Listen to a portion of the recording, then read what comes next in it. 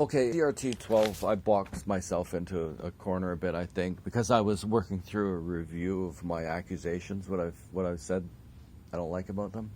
I don't like that they kneel to terrorists. I don't like that they want to destroy the biological family unit. I don't like that they limit people's freedom of expression. I don't like that the destruction of churches and monuments is a dominance display. I don't like that Me Too's a witch hunt. I don't like that they're hypocritical virtue signalers who could care less about the people they claim to be representing, black people and Latinos especially. Like, literally getting a lot of people killed violently. Bad news, right? Forced into prostitution, forced into lives of crime in the United States. This is as bad as news gets. Brutal. They could cause a civil war, and they got Trump elected. That's the worst thing. No, that isn't the worst thing, because Trump is absolutely awesome. He made use of the fact that there was racial tensions. He pretended to be racist, and I think he probably is quite misogynistic, and he knew people would like that, so he played it up. But what he did after that was help every worker. Under his presidency, black people made more money. So what is it that you're into? Hating Trump or caring about whether or not black people made more money? In 2020, the only demographic where he lost votes was amongst white males. White men didn't vote for him in 2020. Okay, here is the worst thing, is that the CRT types corrupted the 2020 election. It is beyond debate. If you want to debate that, you have to go into a definition of what you think corrupt means, I guess. But here's the thing. They were doing ballot harvesting big time. So that involves quite often people with a real bias in terms of who they want elected, showing up at the houses, sometimes old folks' homes, and helping people fill out the ballot, right? And so we're expected to believe that you get members of a political party showing up at people's houses, collecting ballots and helping them fill the ballot in, and that didn't corrupt the election, that you really got what that individual wanted on that day. Come on, it's crazy, absolutely crazy. They'd show up at your house and they would threaten or bribe you somehow. You couldn't be a Trump supporter in a solidly Democratic state. There's likely, really bad things will happen to you. People were intimidated and bribed. They weren't big on photo ID. I think only the United States and England don't require photo ID to vote. It's absolute madness. You explain that to people from Germany or France, and what? Like, it's as stupid as it sounds. You can vote without photo ID.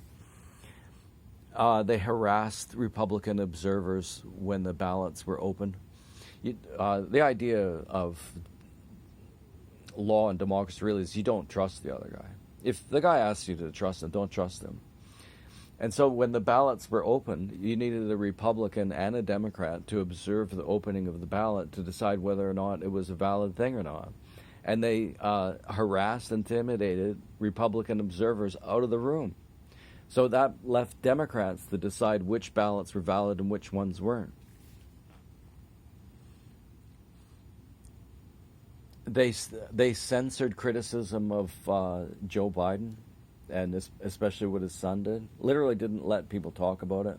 I think that it was actually really difficult to use the phrase election fraud. You'd get banned or whatever, reprimanded. Your account would be demonetized. Lots of bad things would happen to you if you just used the expression election fraud. And election fraud was... we knew it was going to happen from the beginning. They used COVID as a way to expand really all of this. Mail-in votes are more susceptible to corruption than any other mail-in system. I don't know how much more corrupt. It would depend on the city that you're in. If you're living downtown Victoria, it might not be such a problem. If you're living in Philadelphia, maybe it is more of a problem. Uh, Election fraud is huge all over the place, and Democrat cities, New York, places like that. Election fraud is common. It's just a common thing. But we're expected to believe that it wasn't a common thing in 2020. Mark Zuckerberg paid for the process. He didn't just pay to have people argue for Biden.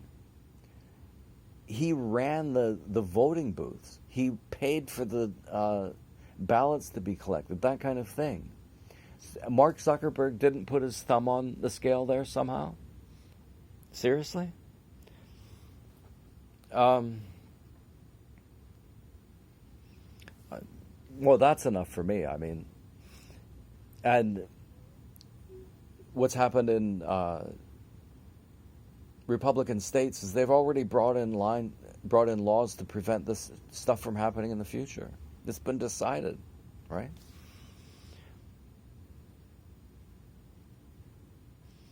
I don't know that I have to go into that too much more than that. They're profit-seeking critics of capitalism. They're in it for the money, dude. They want the job in the human resource department deciding, okay, we can need more women here, more black people there. They don't get paid for this. They want to work in law. They want to work in politics. They want to work in journalism. They want to improve the chances of getting a job, getting into university, etc. So they're big on capitalism.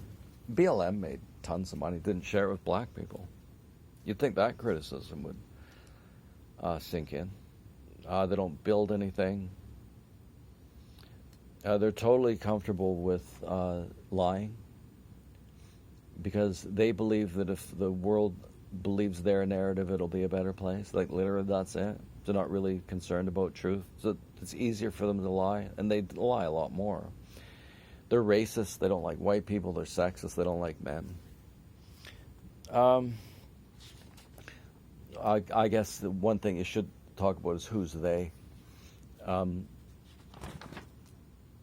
They are not all nuts. There's a core. It only takes about 5 or 10% of a population to go completely nuts to destroy a society. The Bolsheviks did it in Russia. The Maoists did it in China. I think it's essentially what happened in Nazi Germany. And they say, yeah, we can change things with 5-10% of the population. Oh, they're just violent, the Antifa things, the ongoing violence, the Chad chop stuff, over nothing, because there's not really that big a problem with white cops killing black people. Just statistically, there isn't that big a problem. Okay, that's good for right now, I guess.